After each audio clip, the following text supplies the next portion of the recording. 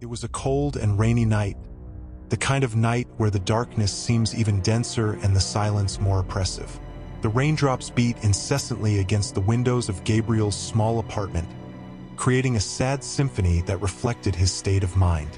Gabriel, with his heart shattered after a painful breakup with his girlfriend, made a radical decision to isolate himself from the world. He felt that the only way to deal with the pain was to withdraw from everyone. So he locked himself in his small apartment, closed all the curtains, disconnected from social media, and cut off any contact with the outside world. His only link to the outside was the sporadic delivery of groceries, left at his door by a delivery person he never saw. The first days of isolation were a mix of relief and pain. Gabriel threw himself on the sofa, surrounded by piles of old movies and horror books. He immersed himself in horror stories, trying to divert his mind from his own pain. The hours passed slowly, each day blending into the next in a dark monotony. The apartment, once a place of social interaction and joy, had become a dark and gloomy refuge. The windows remained closed, blocking any trace of sunlight. The air was heavy, filled with the smell of dampness and loneliness. Despite the initial relief, the loneliness began to weigh on Gabriel. The absolute silence, which once seemed like a balm, started to become oppressive. The walls of the apartment, once familiar, seemed to close in more and more on him. At night, when the darkness became complete, he felt as if he was being watched. The sensation was vague but constant, as if invisible shadows were lurking in the corners of each room. Gabriel tried to maintain a routine to preserve his sanity. He would wake up, make a strong coffee, and sit at the kitchen table to read or watch a movie. But as the days passed, this routine began to crumble.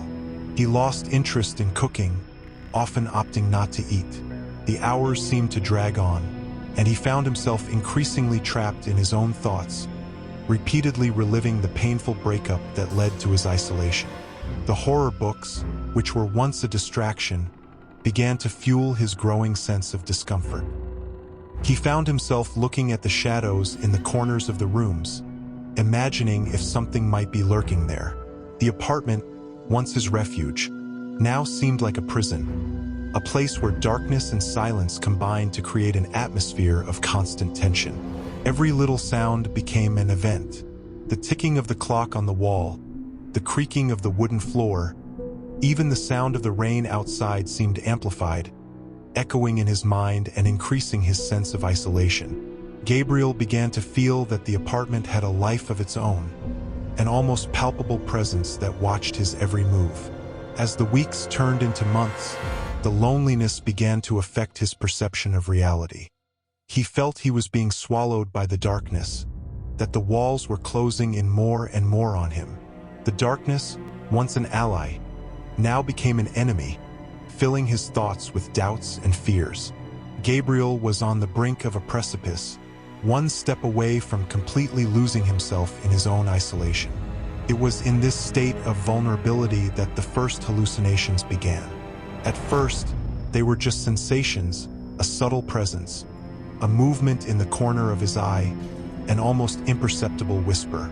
Gabriel tried to ignore them, but the seed of doubt had been planted, and the line between reality and imagination began to blur. Isolation, which initially seemed like a necessary escape, turned out to be a dangerous path to madness. Gabriel didn't know it yet, but his struggle against the internal horrors was just beginning. One night, while the storm raged outside and Gabriel's apartment was enveloped in oppressive darkness, he tried once again to find some rest. The accumulated physical and mental exhaustion weighed heavily on his eyes, but sleep always seemed to elude him. He lay down in bed, his body exhausted, but his mind in turmoil. It was in this state of extreme exhaustion that he heard it for the first time. A faint, almost inaudible whisper, as if someone were calling his name from afar. Gabriel opened his eyes suddenly. The darkness in the room seemed even denser than before. He remained motionless, trying to catch the sound that had awakened him. Silence reigned, interrupted only by the distant sound of the rain. Convinced that it was just his imagination, he tried to go back to sleep, but the whisper persisted. It was an unsettling, creeping sound that seemed to come from all directions and nowhere at the same time. The next morning, Gabriel woke up with a lingering sense of discomfort. As he got out of bed, he noticed something strange on the walls of his apartment. Small cracks had appeared, spreading like spider webs everywhere. He approached them, running his fingers over the fissures, feeling the roughness of the cracked plaster. It was as if the apartment itself was starting to decompose around him. As the days passed, the nocturnal whispers became more frequent and clearer. Gabriel began to hear fragments of words, conversations that made no sense, but filled his mind with growing fear. He tried to convince himself that it was just a product of isolation, but doubt rooted itself deeper in his spirit. The shadows began to come to life. Sometimes, Gabriel saw quick movements out of the corner of his eye, dark figures that disappeared as soon as he turned his head to look. He started keeping all the lights in the apartment on, hoping to ward off these disturbing visions. However, the shadows seemed to hide in areas the light couldn't reach, lurking, watching his every move. One night, while brushing his teeth in the bathroom, Gabriel felt a presence behind him. He lifted his eyes to the mirror and saw, for a brief moment, a dark figure standing right behind him. His eyes met those of the figure in the reflection, and he froze in fear. When he turned quickly, the figure vanished, leaving only emptiness behind him. Gabriel's heart raced, and he fell to the floor, breathing heavily, trying to convince himself that it had been just an illusion. Desperate, Gabriel began to search for rational explanations. He researched incessantly on the internet, trying to find answers for what was happening. He read about the effects of prolonged isolation, about hallucinations caused by stress and exhaustion. But no explanation seemed sufficient to calm his growing fear.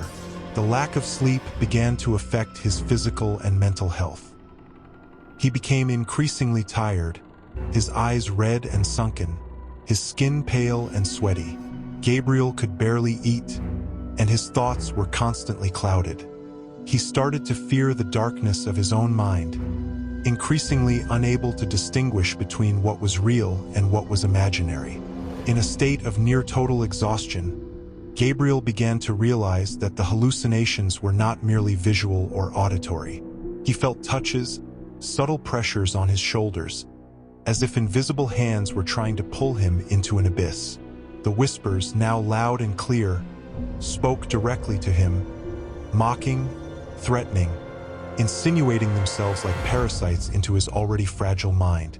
Gabriel, who at the beginning of his isolation had found refuge in the silence, now found only terror and despair. The shadows, whispers, and figures in the mirror were crumbling the fragile line that still connected him to sanity. Each day was a constant battle against the horrors his mind created, and each night he sank further into the abyss of his own madness. Finally, in a state of complete desperation, Gabriel decided that he needed to confront his fears directly. Armed with a kitchen knife, he began shouting at the voices, demanding that they stop. The echo of his own screams resonated off the walls of the empty apartment, but instead of ceasing, the hallucinations intensified. The shadows took on more defined shapes, distorted faces that laughed and whispered, amplifying his terror. Gabriel could no longer distinguish between what was real and what was imaginary. The voices tormented him, mocking his sanity. One night, believing he was surrounded by demons, he began attacking the walls, trying to eliminate the creatures he saw. He tore at the wallpaper, destroyed furniture, all in an attempt to drive away the beings that tormented him. Alarmed by the screams and noise, the neighbors called the police. When the police broke down the door, they found Gabriel in a state of complete insanity, muttering incoherently and brandishing the knife as if fighting invisible enemies. He was forcibly taken to a psychiatric hospital, where the doctors diagnosed a severe mental breakdown. Gabriel spent the rest of his life confined to a mental institution, wandering the corridors and muttering about the shadows and voices that tormented him. His voluntary isolation, which began as an escape from emotional pain, had led him to madness. Trapped in his own mind, he could never escape the horrors he had created in his own mind. A prisoner of his own hallucinations, condemned to live eternally on the brink between reality and insanity. Within the asylum, Gabriel became a well-known but little understood figure. The nurses whispered about him, sharing stories of his outbursts and incessant murmurs. He spent his days sitting in an old rocking chair, staring vacantly into space, lost in a world of personal nightmares. Sometimes, he would laugh for no apparent reason, a laughter that echoed through the cold, silent corridors of the asylum, sending chills down the spines of those who heard it. The walls of the asylum, white and immaculate, contrasted with the darkness that inhabited Gabriel's mind.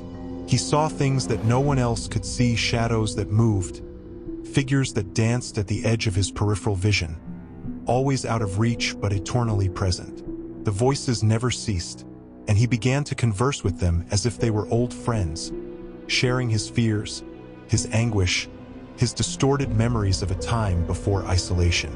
Every attempt by the doctors to bring Gabriel back to reality failed miserably. Treatments, medications, therapies, nothing seemed to penetrate the barrier of madness he had erected around himself.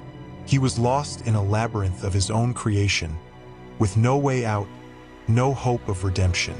And while the world outside continued to turn, Gabriel remained trapped in his mental prison, a living reminder of the price of isolation and the fragility of the human mind.